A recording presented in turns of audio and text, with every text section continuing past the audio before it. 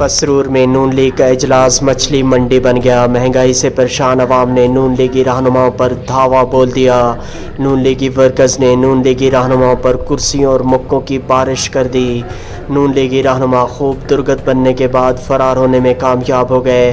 Workers ने नून लीगी रहनुमा को स्टेज से नीचे उतार कर शानदार फेंटी लगा दी।